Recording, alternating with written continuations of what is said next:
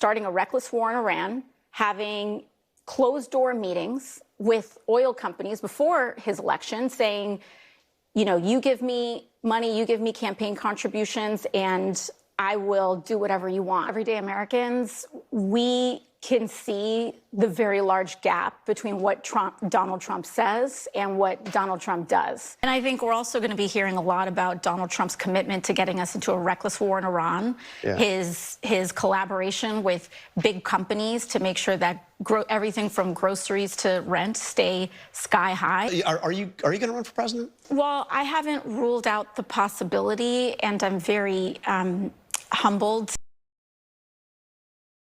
I'm a simple man. I see AOC, I cover AOC. So when she went on ABC to flirt with the potential possibility of a presidential run, I knew I had to cover it. So leave us a like on the video. Let's aim for 150 likes by the end of the day. Subscribe if you haven't, comment for the algorithm, and we can get straight down to the breakdown. Those are some positions that you're going to be hearing a lot about this fall from Republicans. And I think we're also going to be hearing a lot about Donald Trump's commitment to getting us into a reckless war in Iran, his collaboration with big companies to make sure that everything from groceries to rent stay sky high. And I think that people are less interested in these academic debates, and they're more interested in how we're going to bring their bills down and make sure that they can afford to see a doctor.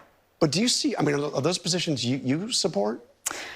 No, but I think that this is a free country. Everyone can have all sorts of beliefs and they can organize around them, and you're free to do what you like and, you know, have conversations with your neighbors. But my job as an elected official is to guarantee healthcare in America. And in my opinion, this is the only way to respond to the attack line of just listing random DSA policies and telling candidates who don't even support them they must disavow, especially coming from MAGA, who refused to disavow policies in Project 2025, which was written by those in Trump's cabinet and that we now know he planned to implement the whole time. It's just a distraction from the absolute failure of MAGA policies, the pain being inflicted on Americans every day from this administration, whether it's the ones dying abroad or the ones murdered here, where they do not want to have this conversation as progressives are itching to have, matching up these outcomes, their policies, against what we're pushing for with our agenda of healthcare, high wages, and affordability. This week, there was also a prominent Republican, I mean, a very prominent Republican,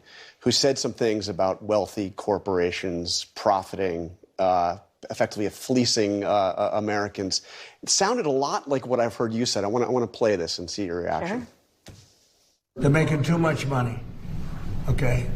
Based on a shortage, they're making too much money. I don't like it. When you look at one company where they made 12 times what they made the year before, they're going to give some of that back to the public, and they better cut the retail price, the consumer price.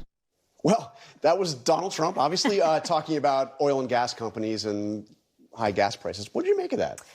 I think that everyday people, everyday Americans, we can see the very large gap between what Donald Trump says and what Donald Trump does. And so Donald Trump may be saying that oil companies are making too much money, but what Donald Trump is doing is starting a reckless war in Iran, having closed-door meetings with oil companies before his election saying, you know, you give me money, you give me campaign contributions, and I will do whatever you want.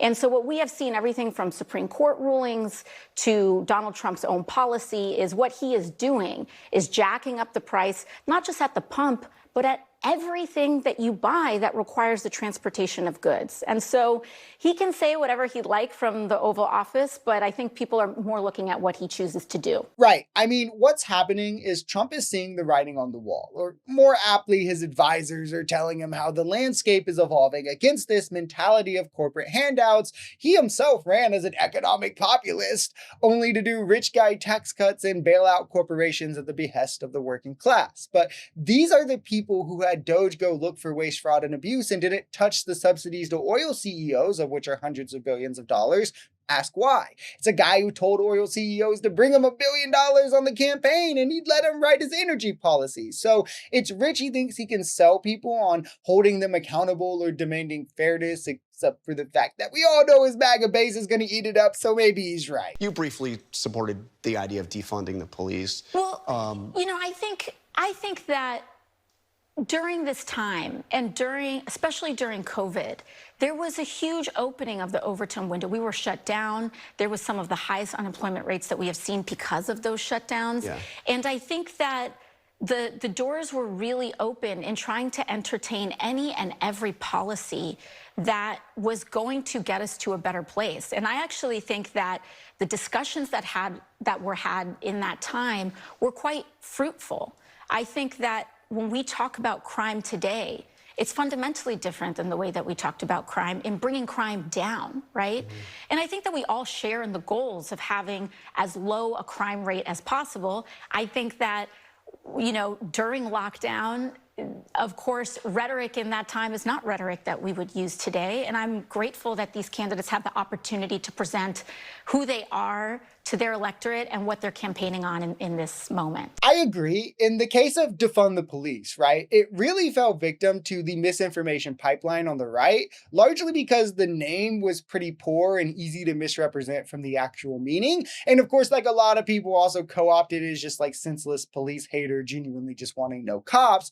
The core of the idea was to thwart the militarization of the police, reshuffle those funds to better training measures, and take the excess and move it from the police budget to community interventions meant to actually stop crime before it happens, addressing the antecedents, right? The conditions of crime, where, as we know, of course, police only respond to crime. And with this, we see overwhelming successes to this day. Look at Chicago and Baltimore that implemented these measures at the local level, and they're seeing like 50-year lows in crime. And yes, this was the case in Chicago before ICE and the National Guard, for any MAGA who wants to try and give Trump credit. I'm sure you saw the poll in New Hampshire that had you as the leading candidate, leading choice for Democrats. First, are you going to run for president? I mean, I'm focused on winning the midterms. I'm running for Congress right now. But I mean, do you see this as something? I know you said you're open to it. Is it a realistic possibility for you? I haven't ruled out the possibility, and I'm very humbled to the tremendous amount of support out there. I think that we have a responsibility to remain focused on the midterms and not on our individual aspirations or plans. And running for Senate against Chuck Schumer, is that also something that's possible? I mean, I think that anything is possible at this juncture. Yeah, I mean, this is the closest we've gotten to a yes. Like, from her, obviously, it shows it's at least in the atmosphere. Now, like, if the AOC bobblehead doesn't tell you anything, if AOC runs in any year, she's instantly my #1 candidate that I would be fully behind and supporting. That being said, like, strategically, I think a president is only as good as the Congress before them, and we need to get Chuck Schumer out of leadership. I think AOC taking his spot in 2028 would be better, as I feel 2028 is going to be in our favor already. So we want a good candidate in with a principled progressive majority in Congress, where AOC would be set up next and setting up that president. Though I've seen people mention like Zoran taking Schumer seats, and like that would be absolute cinema too. So like, I also get campaigns are just as much about moments, and AOC is incredibly popular right now. Her brand of politics is incredibly popular right now. So to not run in 2028 would be maybe to miss that moment, and who knows what could happen between now and 32 or 36. So who knows? All I can say is like, I'm more excited than I was before I watched that clip. Now having seen it, now having seen her go from like not even wanting to open the door to the conversation to seemingly flirting with it a little bit more.